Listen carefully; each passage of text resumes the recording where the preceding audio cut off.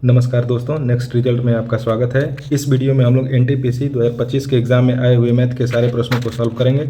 इस सीरीज का ये चौथा वीडियो है, तो बिना देर किए चलिए शुरू करते हैं। पहला क्वेश्चन है, दो संख्याओं का एचसीएफ 6 है और एलसीएम 36 है। यदि दोनों संख्याओं का अंतर 30 है तो दोनों संख्याएं ज्ञात करें। जो दिया है वो पहले लिख लेते हैं। एचसीएफ दिया है आपका कितना 6, एलसीएम कितना दिया है 36। दोनों संख्याओं का अंतर, मान लीजिए दोनों संख्या ए और बी है। संख्या क्या है, ए और बी है, तो दोनों का अंतर मतलब ए माइनस बी बराबर कितना दिया है 30। दोनों का अंतर क्या दिया है, ए माइनस बी। अब जानते हैं कि दो संख्याओं का गुणनफल, दो संख्याओं का गुणनफल हमेशा क्या होता है, उसके एलसीएम और एचसीएफ के गुणनफल के बराबर होता है। एचसीएफ के गुणनफल के बराबर होता है। तो दोनों संख्याओं का गुणनफल ए गुणे बी बराबर क्या हो जाएगा 6 गुणे 36। 36 गुणे 6, एलसीएम 36 है और एचसीएफ 6 है। तो ए गुणे बी बराबर कितना हो जाएगा 36 गुणे 6। 36 गुणे 6 कितना हो जाएगा 216। ऑप्शन से जल्दी सॉल्व होगा। तो देखिए यहाँ पर क्या दिया है कि दो संख्याओं का अंतर 30 है। देखिए इन दोनों का भी 30 है अंतर, इन दोनों का भी अंतर 30 है, इन दोनों का भी अंतर 30 है, इन दोनों का भी अंतर 30 है। गुणनफल कितना 216 आना चाहिए। इन दोनों का गुणा करेंगे तो आएगा 1296। इन दोनों का गुणा करेंगे तो आएगा 864।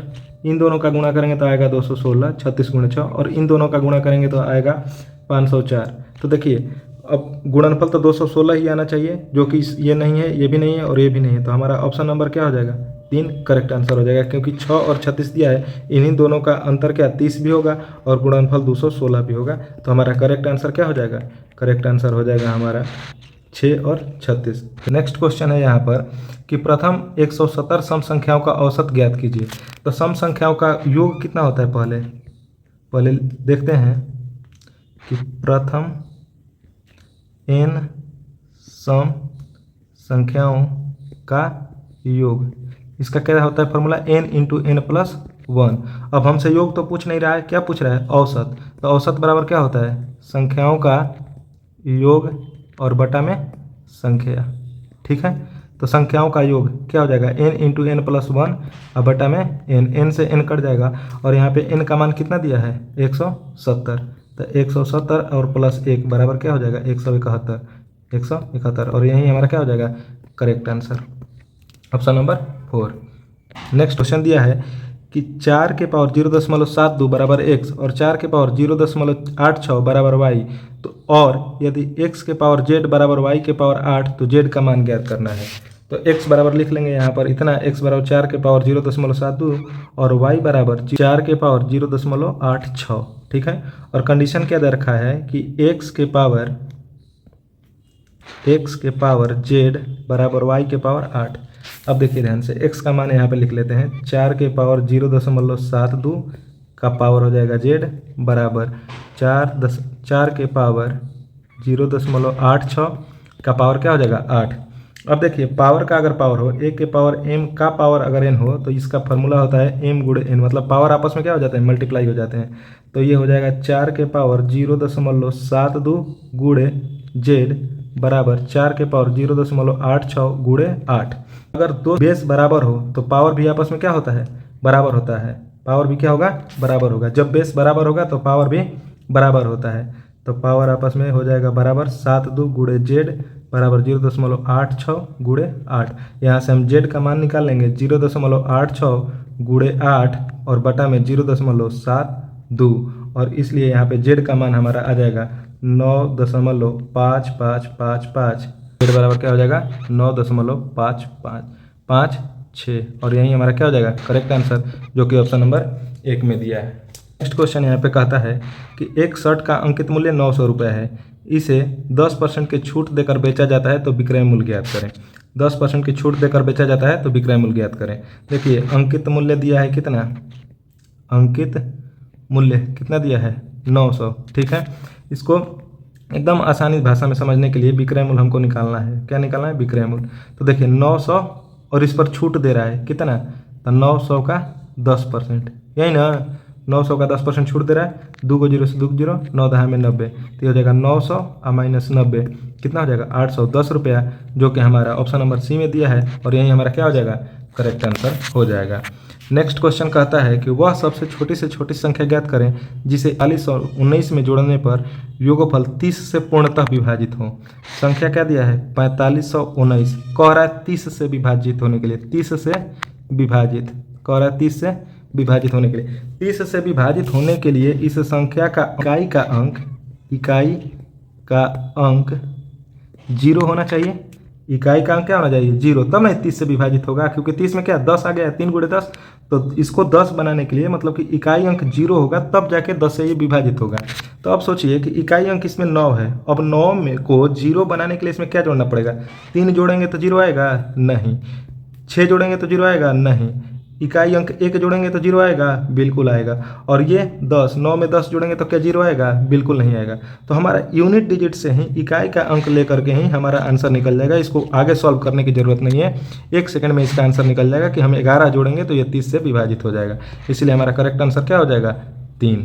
क्वेश्चन है कि उस सबसे बड़े वृत्त की परिधि मीटर में ज्ञात कीजिए जिसे 126 मीटर और 226 मीटर भुजाओं वाले एक आयत के अंदर पूर्णतः खींचा जा सके। तो सबसे पहले एक आयत बनाते हैं हम, ये रहा आयत। अब इसकी दोनों भुजाएं, ये छोटी वाली भुजा है 126 मीटर और ये बड़ी वाली भुजा है कितना 226 मीटर, ठीक है। अब वृत्त इसके अंदर खींचना है, तो अगर वृत्त अगर ये व्यास माने हम, ठीक है, और अगर इधर से खींचना होगा तो ये व्यास मानेंगे, ठीक है।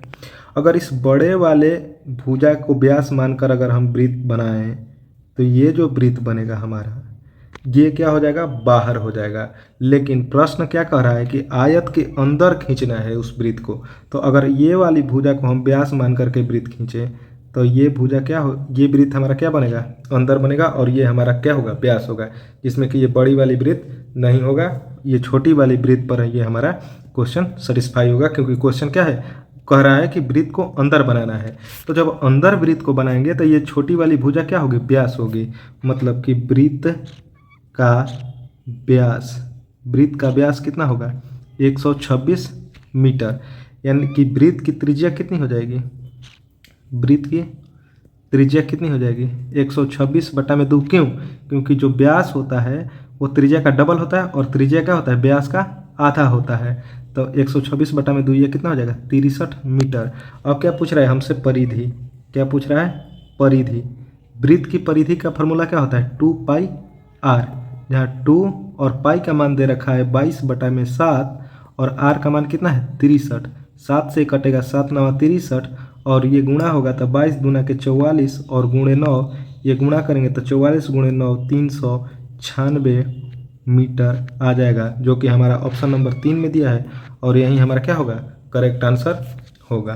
नेक्स्ट क्वेश्चन यहाँ पर देखते हैं कि यदि माता की आयु दोगुना उसकी पुत्री के आयु के 4 गुने से 26 वर्ष कम है और पुत्री की आयु का 3 गुना माता की आयु से 2 वर्ष कम है, तो माता और पुत्री के आयु का बीच का अंतर ज्ञात करें। इसको बनाने के लिए सिंपल एकदम हम यहाँ पे सॉल्व करेंगे। मान लेंगे कि माता की आयु x वर्ष है, x वर्ष है और पुत्री की आयु कितना मान लेंगे y मान लेंगे। अब फर्स्ट कंडीशन कहता है कि माता की आयु का 2 गुना, माता की आयु x है तो x × 2 ये बराबर है किसके, तब पुत्री के आयु के 4 गुने से अधिक है कितना 26। माता की आयु का 2 गुना पुत्री के आयु के 4 गुने से 26 अधिक है, तो ये हो जाएगा आपका 2x बराबर 4y + 26। इसको समीकरण 1 मान लेते हैं। अब दूसरा कंडीशन दिया है सेकेंड कंडीशन कि पुत्री की आयु का 3 गुना माता की आयु से 2 वर्ष कम है, माता की आयु से 2 वर्ष कम है, तो यहाँ पे हो जाएगा 3y और माइनस का 2 इधर आ जाएगा तो +2 बराबर x। अब x का मान समीकरण 1 में रख दीजिए,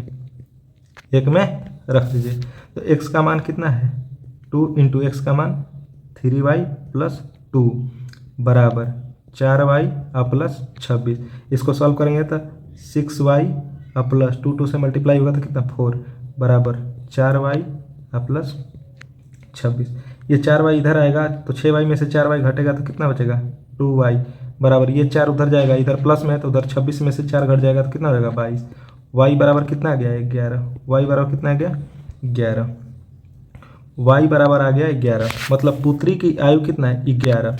अब x का मान निकाल लेते हैं यहाँ पर, तो x बराबर क्या हो जाएगा 3y + 2, तो 3y + 2 मतलब 3 × 11 + 2, तो 11 3 33 और 2 कितना 35 वर्ष, मतलब कि माता की आयु कितना आ गया 35 वर्ष और पुत्री की आयु कितना आ गया, पुत्री की आयु 11 वर्ष।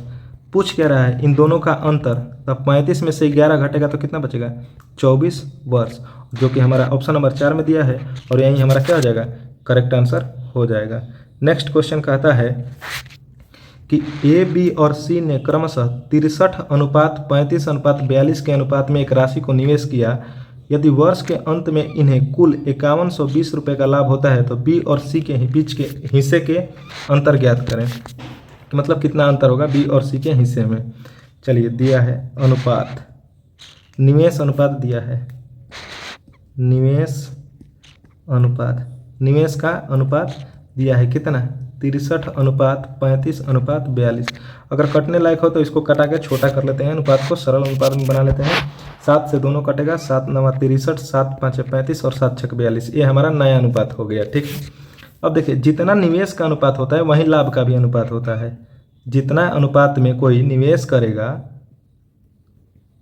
उतना ही अनुपात में क्या होगा उसको लाभ प्राप्त होगा, उसको लाभ प्राप्त होगा।